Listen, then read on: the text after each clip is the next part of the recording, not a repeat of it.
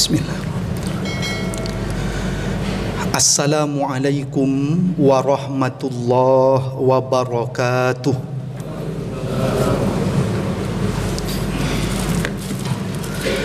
Alhamdulillah, wassalatu wassalamu ala rasulillah, Nabiyyina Muhammad ibn Abdillah wa ala alihi wa sahbihi wa mawalah. La hawla wa la quwwata illa billah.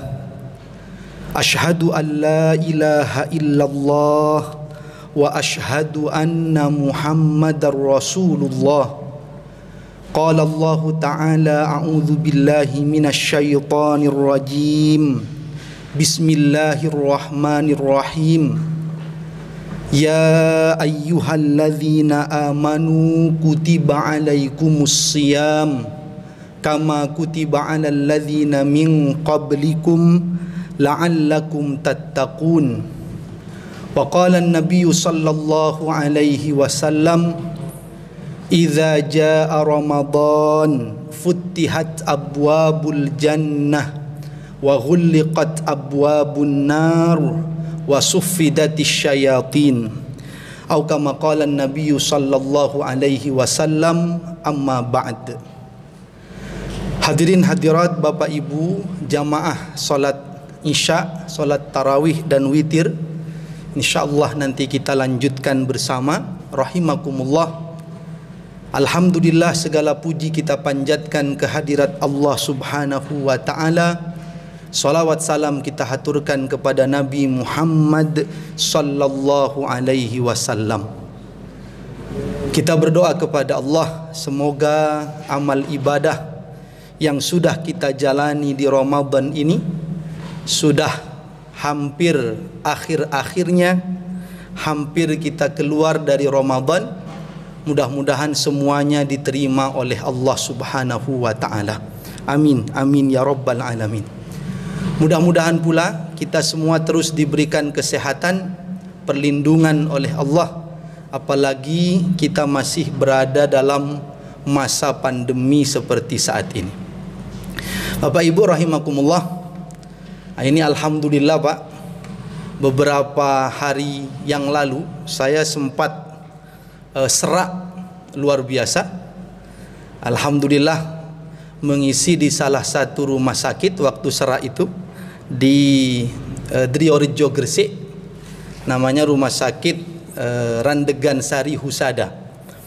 Waktu pengajian ada ibu direkturnya yang ikut, lalu melihat suara saya serak, menyampaikan, nanti biar saya resepkan saja Ustadz, katanya. Alhamdulillah diberi resep, diberi obat, alhamdulillah pulih kembali atas izin Allah Subhanahu wa ta'ala. Padahal biasanya agak lama Pak kalau saya serak itu, biasanya sampai akhir Ramadan, sampai Syawal. Saya pikir-pikir ini alhamdulillah cepat. Mungkin pertama karena tentu karunia Allah, yang kedua mungkin resepnya pas oleh ibu direkturnya rumah sakitnya, yang ketiga Pak mungkin karena obatnya gratis itu Pak, barangkali agaknya bisa cepat selesai juga. Karena katanya ada yang sudah mau sembuh Pak, katanya ini Pak, begitu lihat tagihan rumah sakit pusing lagi, tidak jadi sembuh. Mudah-mudahan kita semua dijaga oleh Allah Subhanahu wa ta'ala. Karena Bapak Ibu rahimakumullah, ini mungkin sedikit cerita, saya agak rutin kalau Ramadan itu pertengahan atau akhir-akhir mulai serak suara. Kecuali yang menarik Pak, Ramadan tahun lalu itu pertengahan tidak serak, akhir-akhir Ramadan tidak serak. Padahal biasanya Ramadan saya serak karena ngisi ceramah, ngimami di mana-mana. Ramadan tahun kemarin tidak ada serak, nyaman dibuat ngaji sampai akhir Ramadan itu. Saya berpikir Ramadan ini kok tidak ada seraknya. Saya lupa Pak kalau tidak ada jadwal sama sekali tahun kemarin itu, karena masa pandemi itu Pak. Sekarang masih masa pandemi juga, tapi sudah diizinkan dengan tetap kita menaati protokol kesehatan. Bapak Ibu rahimakumullah, kadang orang ketika masuk puasa di masa pandemi itu surut semangat. Mengapa? Karena merasa bahwa suasananya berbeda, situasinya berbeda. Ustadz, softnya berjarak, misalkan pakai masker, terbatasi kegiatan, surut semangat.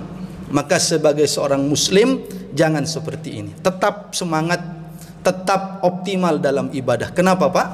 Sebab Ramadan ini kemuliaannya itu tidak ditentukan dengan situasi dan kondisi.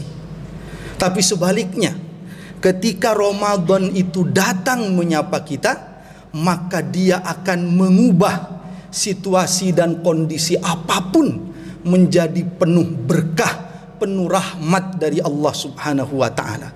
Apapun kondisinya, apapun situasinya. Nabi sendiri menyampaikan dalam hadisnya, idza jaa Ramadan, apabila datang bulan Ramadan itu, futtihat abwabul jannah, dibukalah pintu-pintu surga. Dibuka hari-hari ini Pak pintu-pintu surga itu. Tak peduli pandemi atau tidak, tak peduli kita harus berjarak soft atau tidak, Allah buka pintu-pintu surga. Kata para ulama, ini memberikan penjelasan bahwa dimudahkan orang itu untuk meraih surga Allah kalau dia optimal dalam ibadahnya. Ditutup pintu-pintu neraka saat-saat ini. Tak peduli masa pandemi atau tidak, orang ribut boleh mudik atau tidak, Allah tutup pintu-pintu neraka. Apa maknanya kata para ulama? Diberikan oleh Allah ampunan kepada hamba-hambanya yang bersungguh-sungguh bertaubat, agar dia kelak tak usah masuk ke neraka Allah, tapi langsung bisa masuk ke surga Allah Subhanahu wa ta'ala. Wa suffidatis syayatin, dan dibelenggu setan-setan. Maka terus optimal dalam ibadah. Ini berharga sekali Ramadan ini. Apapun situasi kondisinya, dia bertabur keberkahan dan rahmat dari Allah Subhanahu wa ta'ala. Apalagi Pak, sudah masuk akhir-akhir Ramadan. Dalam hadis disebutkan, kana Nabi sallallahu alaihi wasallam yajtahidu fi ashril awakhiri ma la yajtahidu fi ghairihi.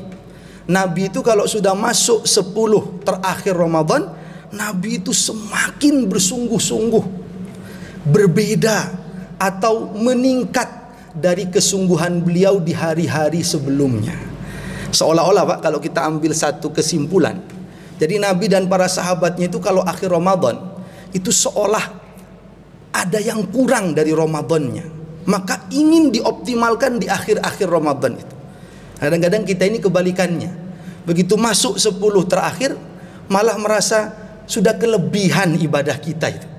Rasanya 20 hari sudah sering tarawih, sudah sering tadarus. Sementara Nabi yang dijamin surga itu seolah kalau kita pandang dari hadis-hadis yang ada, merasa kurang. Maka beliau bersungguh-sungguh lagi dibanding dengan hari-hari sebelumnya. Maka terus bersungguh-sungguh Pak dalam ibadah Ramadan ini. Mudah-mudahan kita mendapatkan keberkahan dari Allah Subhanahu wa ta'ala.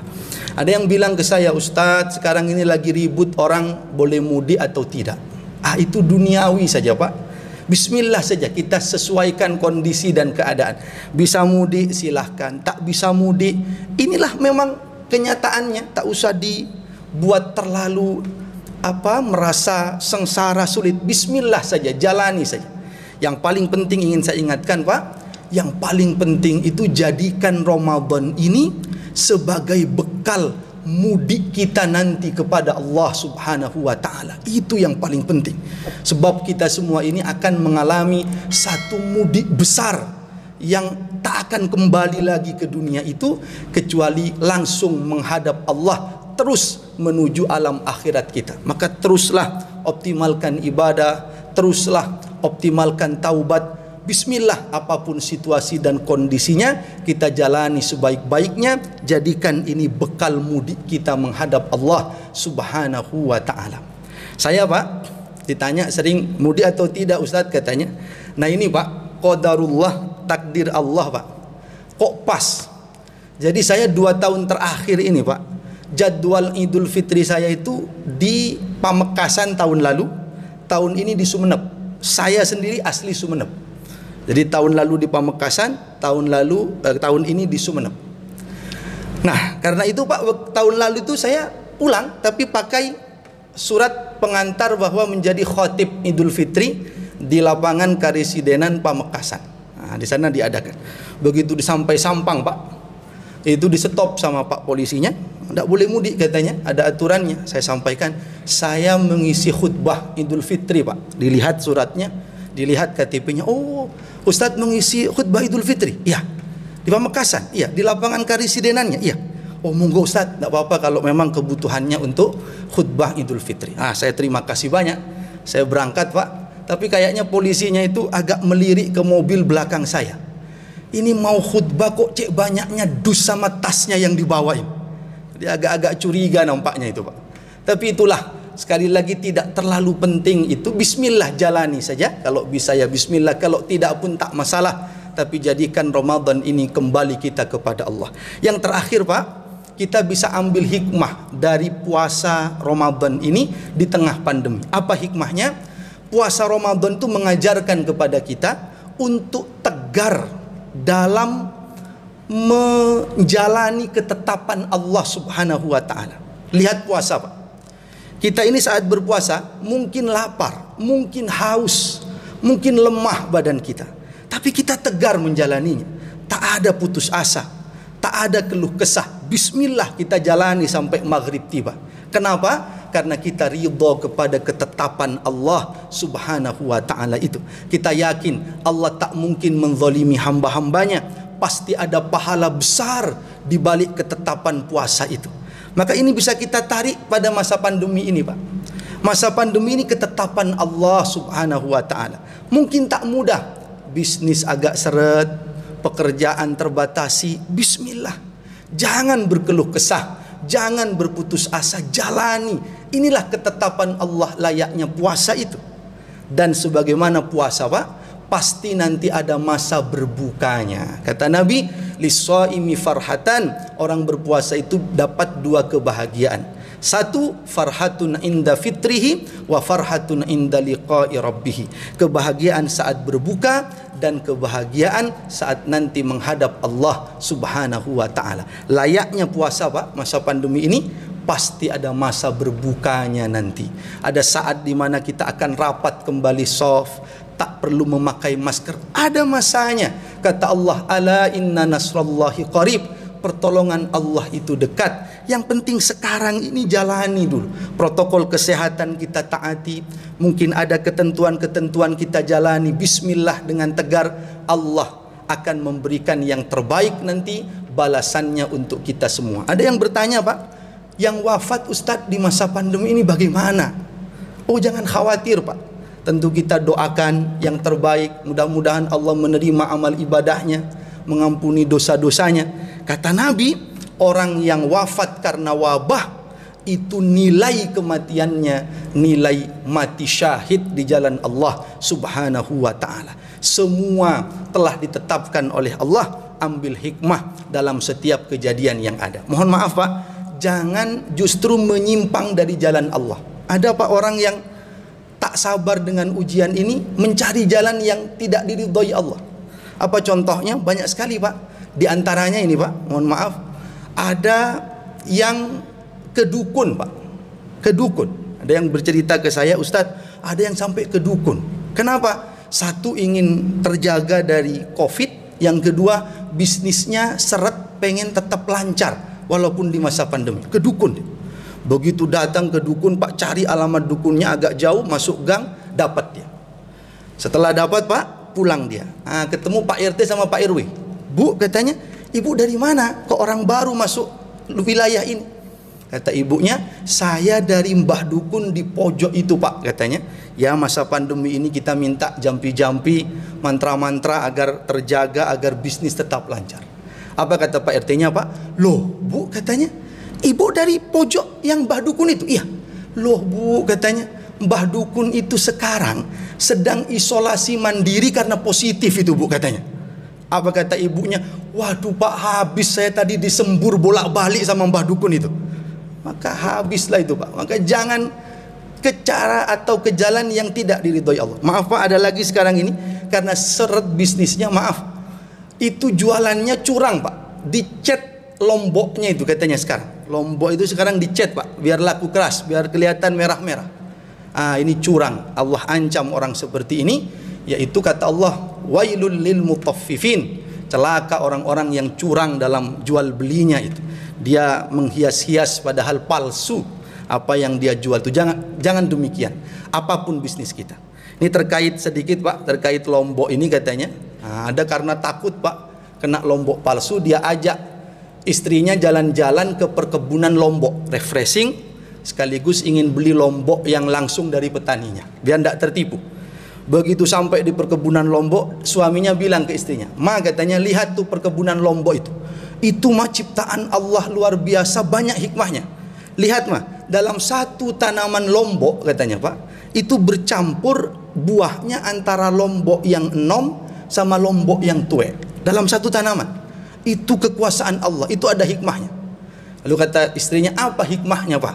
"Hikmahnya mah, lombok itu ternyata indah kalau satu tanaman bercampur antara lombok enom dan lombok tue.